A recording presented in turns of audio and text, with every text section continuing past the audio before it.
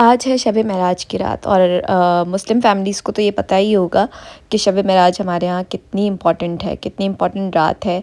यहाँ पे जो है मैंने शब मेराज के लिए अपना ये नया ड्रेस निकाल लिया था। मेरी अम्मी शुरू से ये कहा करती थी बचपन से ही कि हम लोग छोटे-छोटे थे कि जब भी शब मेराज, शब बारात इस तरह के कोई भी रातें आएँ तो उसमें नया कपड़ा पहनो और जो है ना नहा धो के अच्छे से तैयार हो जाओ।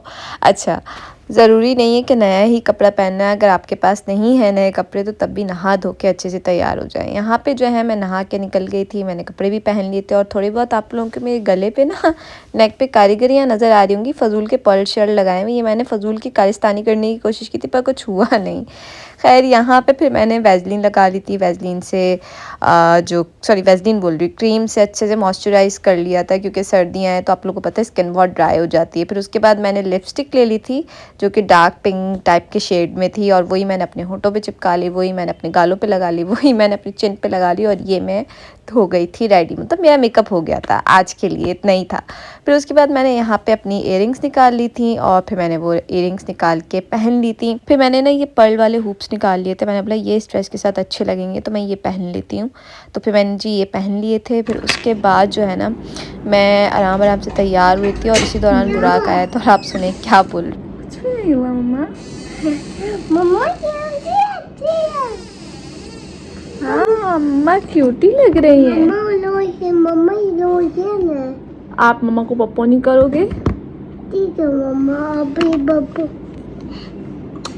Thank you. अब बुराक की लाड़ियाँ ख़त्म हो गई थी तो मैंने अपना हेडबैंड ले लिया था और हेडबैंड लगा रही थी बालों में।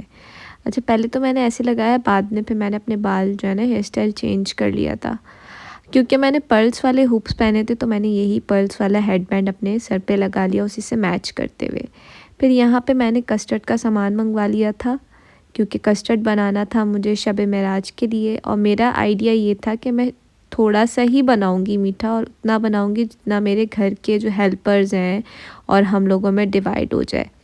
और फॉर्चुनेटली ऐसा ही हुआ कि मैंने जो कस्टर्ड बनाया था वो सब में डिवाइड हो गया। मतलब मैं ये चाह रही थी कि मेरे घर पे मेरी किचन वाली हेल्पर अलग है, मेरी काम वाली हेल्पर अलग है, फिर इसके अलावा ड्राइवर है, तो इन सब में ही सारा मीठा जो है वो डिस्ट्रीब्यूट हो जाए, मतलब हमसे ज़्यादा उनको खाने को मिले। तो अल्हम्दुलिल्लाह वो चीज़ जो मैं चाह रही थी वो हो गई थी। एक ही बाउल बनाया था, उतना बनाया था कि ज़ाया भी ना हो और सब खा पी के फ़ारिग भी हो जाएं। अच्छा, अभी तो मैंने ये बनाया था but very next day Rafe को भी आना था तो राफ़े भी आ गए थे तो मैंने फिर चनों का पुलाव भी बनाया था। तो साथ साथ मैंने कस्टर्ड भी दिया था और चनों का पुलाव भी दिया था सबको। मुझे नहीं पता क्या है क्या नहीं और ना ही मैं फ़िरका वारियत में पढ़ती हूँ, लेकिन ये है कि मैं ये कहती हूँ कि अगर आप न्याज़ बना रहे हो या आप कुछ भी कर रहे हो, खैरात कर रहे हो, कुछ भी कर रहे हो, तो उसमें पहला हक़ जो है वो हमारे आई थिंक सो जो नीडी लोग हैं उनका है। हम खुद भी खाएं और उनको भी खिलाएं तो ज़्यादा बेटर है। अदरवाइज़ मैं कहती हूँ न्याज़ करो, खैरात करो या कुछ भी करो, अगर वो किसी नीडी बंदे के पेट में नहीं जा रहा तो उसका कोई फ़ायदा नहीं है। जिनके फ्रिज ऑलरेडी भरे हुए हैं उनके फ्रिज भरने से बेहतर है कि आप उनको दे दें जिनके फ्रिज खाली हैं। खैर, हर किसी का अपना अपना पॉइंट ऑफ व्यू है और हर किसी की अपनी अपनी सोच है। खैर, यहाँ पे मैंने जो है पहले बुराक के सुपर केक्स ले लिए थे और वो बाउल में बिछा लिए थे, उनको अच्छे से अपने फिंगर्स की हेल्प से उनको बिल्कुल प्रेस कर दिया था ताकि जब मैं कस्टर्ड डालूं तो वो ऊपर उभर के ना आए। और फिर यहाँ पे मैंने जो है वो सेब डाल दिए थे। अच्छा, मुझे बनाना भी डालना था पर अनफॉर्चुनेटली बनाना था नहीं, तो बस जो घर में चीज़ें अवेलेबल थी उनसे मैंने ये कस्टर्ड बना लिया था। यहाँ तक कि दूध भी नहीं था और क्या कहते हैं जेली भी नहीं थी, तो वो तो मैंने अपने हस्बैंड से कह के उनके एक फ्रेंड से मंगवा लिए थे। खैर, यहाँ पे मेरा कस्टर्ड होने लगा था रेडी और यहाँ पे ऑलमोस्ट हो चुका है डन। अब मैं यहाँ पे ले लूँगी कस्टर्ड को और कस्टर्ड बहुत गर्म था। इतना गर्म कस्टर्ड डालते नहीं है बट मेरे पास टाइम नहीं था क्योंकि बुराक भी तंग कर रहा था साथ साथ, तो मैंने यहाँ पे फिर आराम आराम से लेयरिंग की थी ताकि जो है मेरा जो केक और जो सेब है वो ख़राब ना हो। ठीक है, तो यहाँ पे फिर मैंने जेली ले ली थी। पहले मैंने एक लेयर लगा दी थी कस्टर्ड की, फिर उसके बाद मैंने जेली को इस तरीके से पूरा जो है फोक की हेल्प से मैंने स्क्रैम्बल करके जेली को बिछा दिया था, मतलब उसकी एक लेयर लगा दी थी। फिर उसी के ऊपर से मैंने जो है कस्टर्ड की एक लेयर दोबारा से डाल दी थी आराम आराम से, ताकि वही कि मेरी जो जेली है या जो मेरा केक है वो और जो मेरा सेब है वो ऊपर उभर के ना आ जाए। वरना होता है क्या है, जब गरम गरम कस्टर्ड डालते हैं तो वो सारी चीज़ें ऊपर आ जाती हैं और उससे फिर लुक बहुत ज़्यादा ख़राब हो रहा होता है और टेस्ट भी। फिर यहाँ पे जी मेरा कस्टर्ड हो गया था तैयार। मैंने एक और लेयर बिछा ली थी जेली की ऊपर से, आप लोग देख सकते हैं।